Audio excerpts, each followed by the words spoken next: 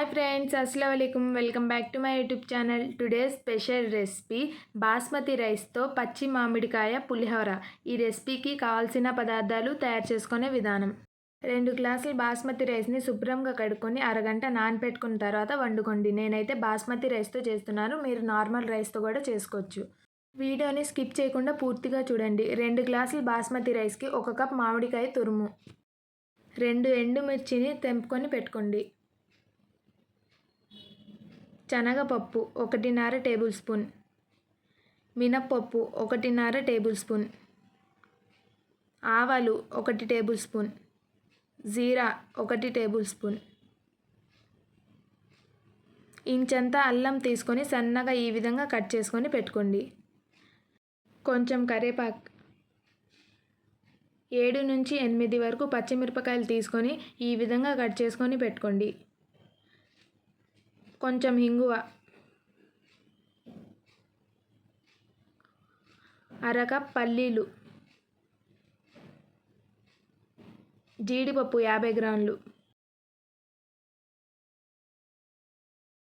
అన్నం ఉడికిన వెంటనే స్టవ్ ఆఫ్ చేసుకొని చల్లార్చుకోవాలి అన్నంని. అప్పుడు పులిహోర చేసేటప్పుడు పొడి పొడిగా ఉండిద్ది రైస్ మొత్తం.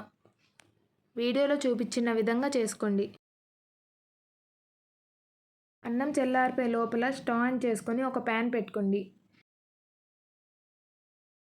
ప్యాన్ హీట్ ఎక్కిన వెంటనే 5 నుంచి 6 టేబుల్ స్పూన్ల వరకు నూనె యాడ్ చేసుకోండి.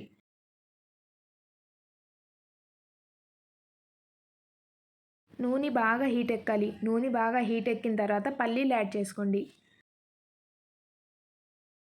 తర్వాత పచ్చి శనగపప్పు యాడ్ చేసుకోండి. తర్వాత మినప్పప్పు యాడ్ చేసుకోండి. తర్వాత ఆవాలు కూడా యాడ్ చేసుకోండి.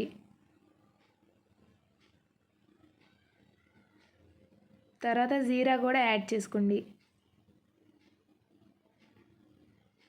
ఎండుమిర్చి కూడా యాడ్ చేసుకొని స్టవ్ని మీడియం ఫ్లేమ్ మీద పెట్టుకొని ఈ పోపు అంతా ఫ్రై చేసుకోవాలి. తర్వాత జీడిపప్పు యాడ్ చేసుకోండి. తర్వాత కట్ చేసి పెట్టుకున్న పచ్చిమిరపకాయ కూడా యాడ్ చేసుకోండి.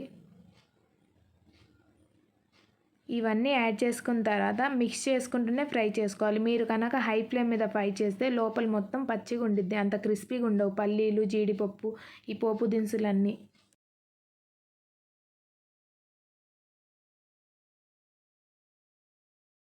ఒక 50% ఫ్రై అయిన తర్వాత అల్లం ముక్కలు యాడ్ చేసుకోండి. కరివేపాకు కూడా యాడ్ చేసుకోండి.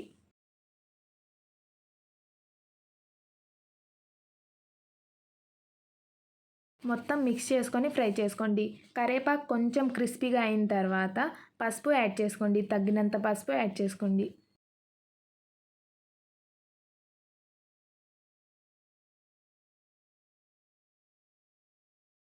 పావు టీ స్పూన్ ఇంగువ కూడా యాడ్ చేసుకోండి. ఇంగువ యాడ్ చేసిన తర్వాత ఒక 1 మినిట్ వరకు మిక్స్ చేసుకొని ఫ్రై చేసుకొని స్టవ్ ఆఫ్ చేసుకొని ఒక బౌల్లోకి తీసుకోండి ఈ తాలింపు మొత్తం.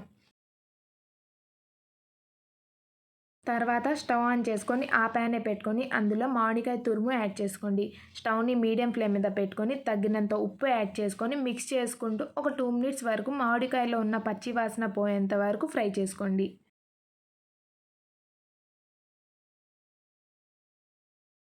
2 మినిట్స్ తర్వాత స్టవ్ ఆఫ్ చేసేయండి.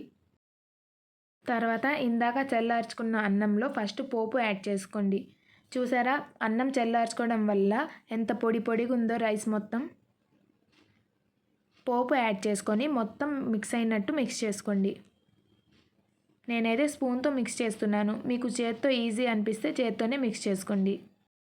ఇంట్లో ఏం వెజిటేబుల్స్ లేనప్పుడు లంచ్లో కానీ డిన్నర్లో కానీ ఈ విధంగా చేసి పెడితే ఇంట్లో అందరూ సంతోషంగా తింటారు. ఒకసారి ట్రై చేసి చూడండి. పోపు మిక్స్ చేసుకున్న తర్వాత మామిడికాయ తురుము కూడా యాడ్ చేసుకొని మిక్స్ చేసుకోండి. ఫ్రెండ్స్, నేనైతే అన్నంని 2 భాగాలుగా చేసి మిక్స్ చేసుకుంటున్నాను ఫ్రెండ్స్, సగం సగంగా. మొత్తం ఒకేసారి మిక్స్ చేస్తే మొత్తం మిక్స్ అవ్వదని అట్లా చేసుకుంటున్నాను. చూసారా, ఈ విధంగా మొత్తం మిక్స్ చేసుకోండి.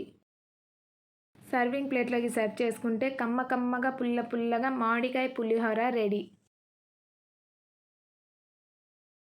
ఫ్రెండ్స్, వీడియో చూస్తే వీడియోని లైక్ చేయండి ఫ్రెండ్స్. ఇలాంటి మరిన్ని రెసిపీస్ అండ్ ఇంట్రెస్టింగ్ వ్లాగ్స్ కావాలంటే మీరు నా ఛానల్ని లైక్ చేయండి, సబ్స్క్రైబ్ చేయండి అండ్ కామెంట్ కూడా చేయండి. నా వీడియోస్ మీకు నచ్చితే మీ ఫ్రెండ్స్ అండ్ ఫ్యామిలీ మెంబర్స్ని షేర్ చేయండి. Thanks for watching. Bye friends.